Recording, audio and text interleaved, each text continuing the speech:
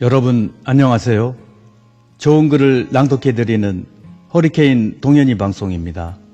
오늘의 낭독은 생각쟁이 문복은 작가님의 참 달콤한 이야기 10편 중 전편 5편입니다. 끝까지 잘 감상해 주시고 행복한 시간 되시기를 바랍니다. 생각쟁이 문복은의 참 달콤한 이야기 전편.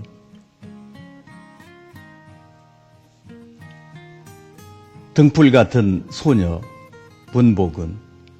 어떤 남자가 분식점에서 음식을 먹고 있는데 키 작은 소녀가 들어왔습니다. 그 소녀는 주위를 두리번거리더니 남자 맞은편 테이블에 앉았습니다. 자리에 앉은 소녀는 남자를 뚫어지게 쳐다보았고 남자는 그런 소녀가 신경이 쓰였습니다. 남자가 음식을 거반 먹었을 때였습니다. 소녀는 까치발로 다가와 귓속말로 물었습니다. 아저씨, 돈 있으세요? 이 말을 들은 남자는 생각했습니다. 앵벌이인가? 모르는 사람한테 돈 얘기를 하다니. 남자는 불쾌하게 생각하며 돈 없다고 딱 잘라 말했습니다. 그리고 일어나려 하는데 소녀는 환하게 웃으며 말했습니다. 아휴, 아저씨 이제 찾았네요. 내가 아저씨를 찾으려고 얼마나 고생했는지 아세요? 이렇게 말한 소녀는 주머니 속에서 지갑을 꺼내 보이며 말했습니다. 이거 아저씨 거 맞죠? 길에서 주웠어요. 없어진 거 있는지 확인해 보세요. 남자는 순간 부끄러워졌습니다. 자신의 지갑을 잃어버린 줄도 모르고 다닌 것도 그렇지만 착한 소녀를 잠시라도 이상한 아이로 본 것이 창피했습니다. 그렇습니다. 사회가 점점 불신의 벽이 높아져 갑니다. 좋은 일 하는 사람을 보아도 무슨 꿍꿍이 속이 있겠지 생각하며 의심의 눈으로 바라봅니다. 모두는 등불입니다. 한 사람 한 사람이 등불로 켜졌을 때 세상은 환해지겠지요. 등불 같은 소녀의 맘처럼요. 칭찬 한마디. 문복은. 몽당연필이 사는 필통에 긴연필이 이사를 왔다. 둘이는 밝은 표정으로 반갑게 인사를 나눴지만 이내 시무룩해졌다. 나는 키가 너무 작아져서 슬프단다. 몽당연필에 이 하소연을 들은 긴연필도 말했다. 나는 키가 너무 커 슬프단다. 긴연필이 몽당연필에게 조용히 말했다. 몽당연필아, 키 작아진 건 슬픈 일이 아니란다. 키가 작아졌다는 것은 그동안 사랑을 많이 받았다는 증거잖아. 사랑을 많이 받고 산 내가 나는 부럽단다. 몽당연필도 긴연필에게 속삭이듯 말했다. 긴연필아, 키 큰 것은 슬픈 일이 아니란다. 키가 크다는 것은 누군가가 너를 아껴줬다는 증거잖아. 아낌을 많이 받고 산 내가 나는 부럽단다. 아하, 그렇구나. 둘의 얼굴이 금방 달같이 밝아졌습니다. 칭찬은 고래도 춤추게 한다는 말이 있듯 옳게 된 칭찬은 잘 작곡된 노래처럼 신나게 합니다. 칭찬 한마디는 하는 사람이나 듣는 사람이나 모두 맑음입니다. 꽃과 벌의 진실, 문복은 꽃은 날아오는 벌을 보고 생각했습니다. 나는 꿀을 주는데 벌은 나에게 뭘 주지? 그렇게 생각한 꽃은 벌에게 손해보는 것 같아 오는 벌을 막았습니다. 그런데 꽃은 우울해지기 시작했습니다. 이유는 달려야 할 열매가 달리지 않았기 때문입니다. 또한 날아오던 벌이 꽃을 보자 생각했습니다. 나는 열매를 맺게 도와주는데 꽃은 나에게 뭘 주지? 이렇게 생각한 벌은 꽃에게 손해보는 것 같아 집으로 돌아갔습니다. 그런데 벌은 우울해지기 시작했습니다. 이유는 가족들이 생계를 잃어가고 있었기 때문입니다. 꽃은 얼마 후 알았습니다. 벌이 꿀을 가져가는 대신에 자신에게 열매를 맺게 해줬다는 사실을요. 벌도 얼마 후 알았습니다. 꽃에게 열매를 맺게 도와준 대신 자신이 꿀을 제공받았다는 사실을요. 그 사실을 난 후에 꽃과 벌은 사랑하는 사이가 됐다는 소문. 사람은 사람과 관계를 가지면서 간혹 상대에게 손해보는 듯한 느낌이 강하게 들 때가 있지요. 그래서 마음문을 닫아버리게 되기도 하고요. 어쩌면 자신이 누리고 있는 행복이 그 사람이 있었기 때문인 것을 모르는 채 말입니다. 조금 손해보는 듯하게 살면 어떨까요? 그렇게 사는 것이 이익이 되는 삶이라 생각하면서요. 꽃과 벌처럼요. 사랑의 힘, 문복은 사막에 소녀가 살고 있었습니다. 어느 날 소녀는 풀 한 폭이 없는 뜰을 걷다가 땅에 떨어져 있는 나뭇잎 하나를 보았습니다. 소녀는 호기심에 나뭇잎을 집어들었습니다. 그런데 그 밑에서 신기한 것을 보았습니다. 달팽이 한 마리가 거기에 있었습니다. 소녀는 나뭇잎을 달팽이에게 덮어주며 생각했습니다. 그냥 놔두면 달팽이가 죽겠다 하고요.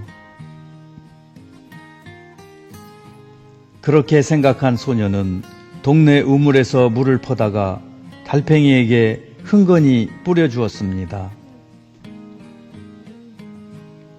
매일매일 정성을 다해 소녀는 열심히 물을 뿌려 주었습니다. 소녀의 정성 때문인지 달팽이도 죽지 않고 잘 살아갔습니다. 그런데 얼마 후에 신기한 일이 생겼습니다. 달팽이가 있는 주변에 파릇파릇한 풀이 돋기 시작했습니다. 오랫동안 땅속에 있었던 풀씨가 물을 만나니 싹을 틔운 것입니다. 풀은 자라 꽃도 폈습니다. 꽃이 피니 나비도 날아왔습니다. 나무도 생겼습니다. 나무가 생기니 그늘이 생겼습니다. 그늘이 생기니 새도 날아와 둥지를 틉니다. 사막이 온통 푸른 들판이 되었습니다. 그런가 봅니다. 사랑의 힘에는 사막도 푸르게 만들어지는가 봅니다. 세상이 아름다운 것은 지금 어디에선가 마음이 아름다운 소녀 같은 사람이 있기 때문이 아닐까요? 사랑의 힘은 아름다움을 만들어내는 마술입니다.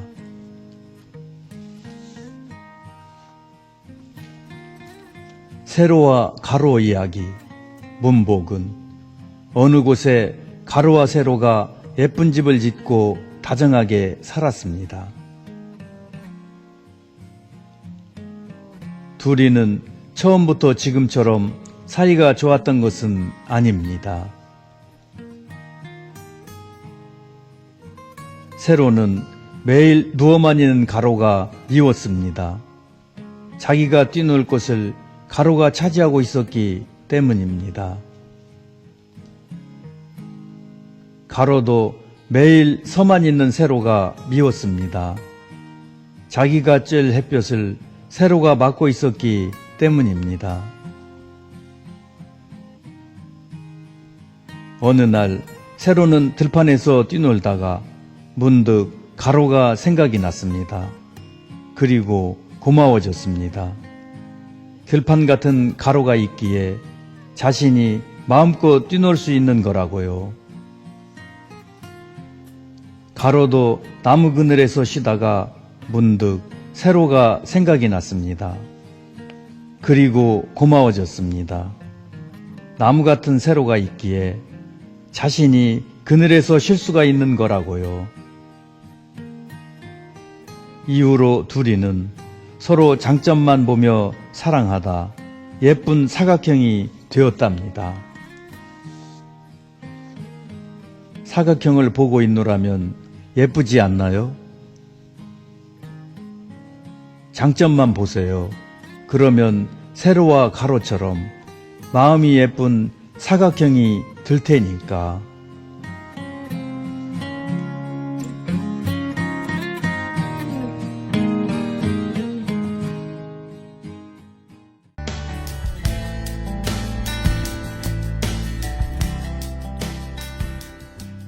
생각쟁이 문복은의 참 달콤한 이야기 후편.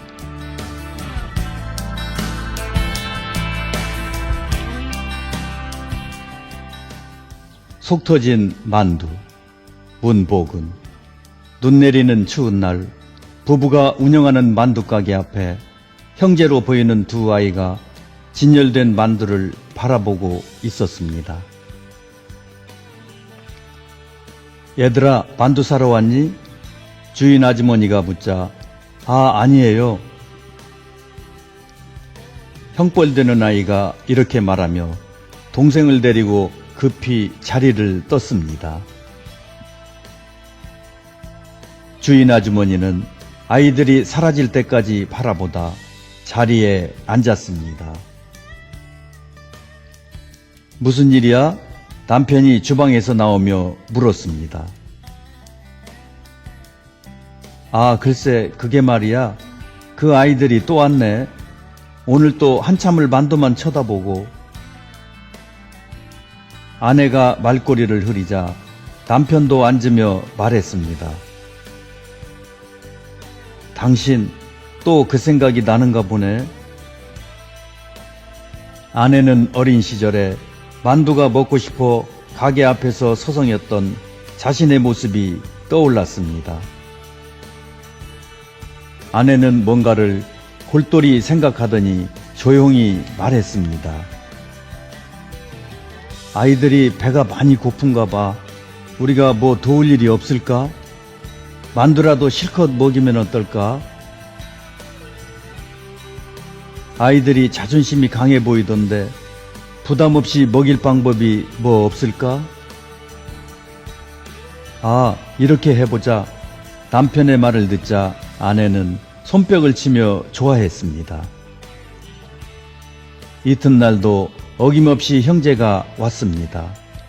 그런데 형제는 전날과 달리 서슴지 않고 봉투에 만두를 담아 갔습니다.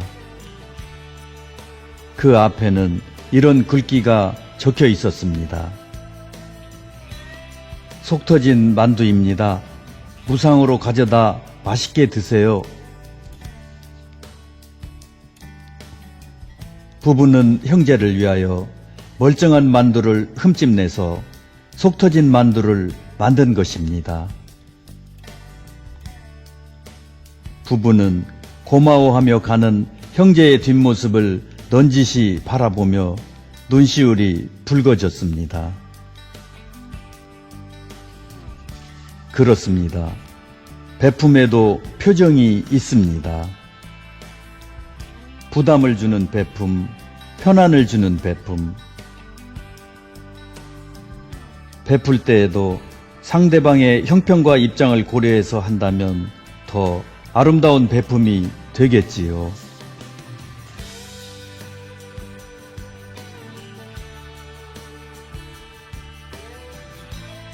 뜨개질과 바느질, 문복은 언제나 웃음을 잃지 않고 사는 뜨개질과 바느질이 있었어요. 그러나 둘이는 처음부터 그랬던 것은 아니에요. 뜨개질이 생각했지요. 밤새워 뜨개질하면 뭘 해? 누가 알아주지도 않는데. 바느질도 똑같은 생각을 했지요.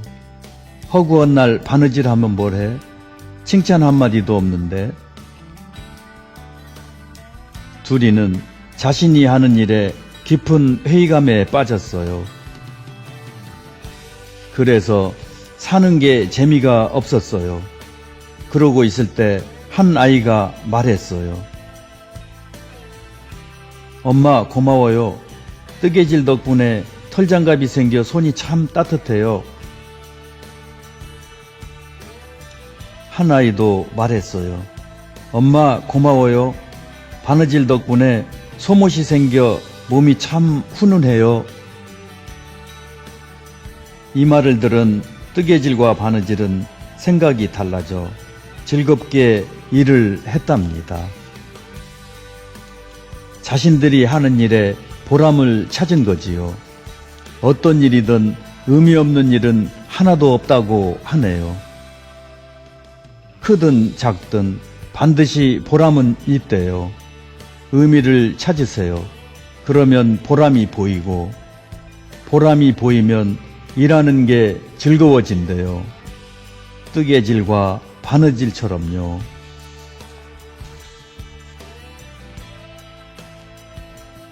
실패가 가져다준 희망. 문복은 입사 지원에서 5번이나 실패한 청년이 깊은 시리에 빠졌습니다. 아, 나는 되는 게 하나도 없구나. 이런 나는 차라리. 이렇게 생각한 청년은 외진 곳에 있는 높다란 담장 밑으로 가 기대 앉았습니다. 그러고는 마지막으로 먹고 죽을 요량으로 사온 햄버거를 먹기 시작했습니다. 반쯤 먹은 청년은 남은 햄버거를 담장 위에 올려놓고는 더 깊숙한 곳으로 가 앉으며 중얼거렸습니다. 지금 내가 뭐 하는 거야? 죽을 놈이 햄버거를 먹어서 뭘 하겠다는 거야?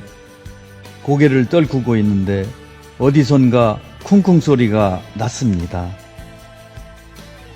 소리나는 쪽을 바라보자 그 소리는 햄버거를 먹기 위해 담장을 기어오르다 실패하는 고양이 소리였습니다.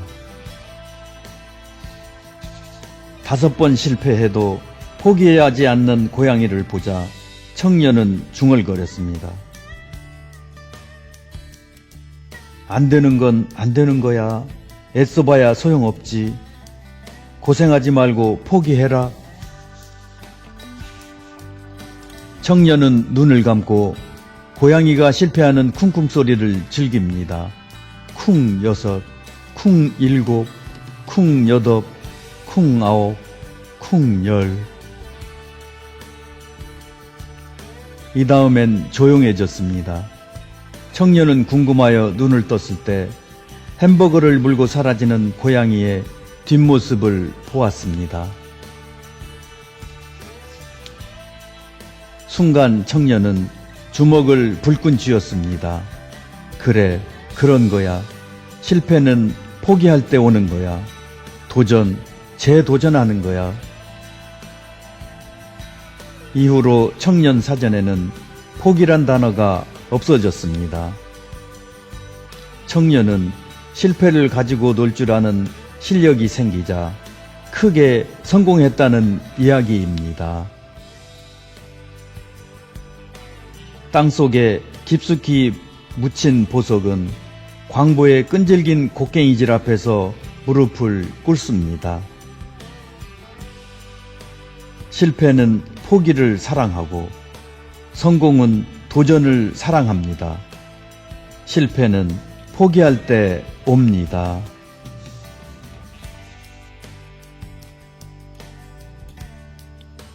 아름다워지는 비결. 문복은 어느 곳에 미움이 사는 마을과 사랑이 사는 마을이 있었어요. 그런데 이 두 마을은 거울이 없었어요. 어떤 사람이 이 두 마을에 화장품을 선물로 보내주었지요. 화장품을 보낸 사람은 그 화장품으로 모두가 아름다워져 있겠지 하고 생각을 하니 그 모습이 보고 싶어지는 거예요. 그래서 먼저 미움이 사는 마을을 찾아갔어요. 그런데 이게 웬일인가요? 얼굴이 더 미워져 있는 거예요. 왜 그럴까 궁금했지요. 가만히 살펴보니 거울 없이 화장을 하다 보니 화장을 예쁘게 할 수가 없었던 거였어요. 이번엔 사랑이 사는 마을을 찾아갔어요. 그런데 미움 마을과 달리 모두가 아름다워져 있었어요. 또 궁금해졌어요. 어떤 차이가 있을까 꼼꼼히 살펴보니 차이가 났어요. 미움의 마을 사람들은 자기만 예뻐지려고 자신에게만 신경 썼다면 사랑 마을 사람들은 서로 상대에게 화장을 해주고 있었던 거였지요.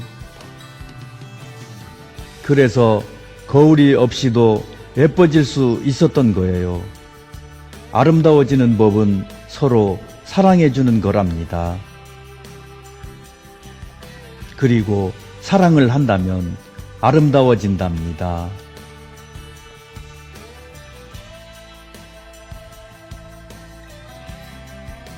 뿌리를 잡듯 살아라. 문복은 몇 번 이혼의 고비를 넘긴 제자 부부가 스승의 금혼식에 참석했습니다. 여전히 행복한 스승 부부의 모습을 보고 제자 부부는 감명을 받았습니다. 어느 날 제자 부부는 스승 집을 찾아 그 비결을 물었습니다.